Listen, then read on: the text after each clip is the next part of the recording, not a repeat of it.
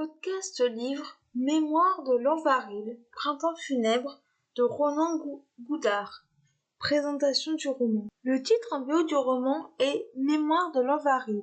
Il a été publié en France en 2022 aux éditions Osméosis. Il fait 52 pages. Je lui ai mis la note de 5 sur 10 et le conseille aux lecteurs de fantasy. Quatrième de couverture. Avant de devenir maréchal ferrant, Simon Malaski fut capitaine aux ordres du nain Noredrin Pudorf, roi de Dum-Ali. Sur décision de sa tante qui gouvernait avant lui, Noredrin accède au trône en lieu et place de l'héritier légitime, un choix contesté par de nombreux membres de la cour attachés aux traditions et plus encore par son cousin. Face à ses détracteurs, Noredrin put au moins compter sur le soutien de son ami et fidèle vassal, Simon. Bien que celui-ci soit humain et que sa position de capitaine au sein d'une armée de nains s'avère, elle aussi, sans précédent. Ce que j'ai pensé de ce roman. On m'a proposé de lire ce roman en service de presse car je cite simplement. Merci beaucoup pour la confiance.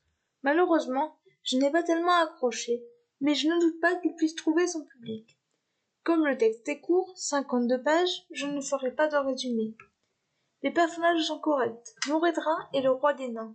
Il n'est pas vraiment apprécié au sein de la cour. Simon, son conseiller, est humain. Il fait son possible pour en sortir. L'intrigue est bien, mais je trouve qu'il est difficile de vraiment comprendre tous les tenants et aboutissants en si peu de pages. Malgré tout, on voit qu'il s'agit de fantasy avec ses jeux de pouvoir. J'ai bien aimé l'écriture de l'auteur. La fin m'a un peu laissé sur ma faim, justement, car pour moi, elle est trop rapide. En bref, une lecture mitigée. Merci encore pour la confiance accordée. Pour une fois, il n'y aura pas d'extrait du livre. Les points forts de ce texte, les personnages et l'écriture, les points faibles de ce texte, l'intrigue difficile à cerner en peu de pages, la fin. Voilà, c'en est tout pour ce podcast, j'espère qu'il vous aura plu. N'hésitez pas à me donner votre avis et vos commentaires sur YouTube, à vous abonner à la chaîne, et je vous retrouve très bientôt pour un nouveau podcast. Ciao!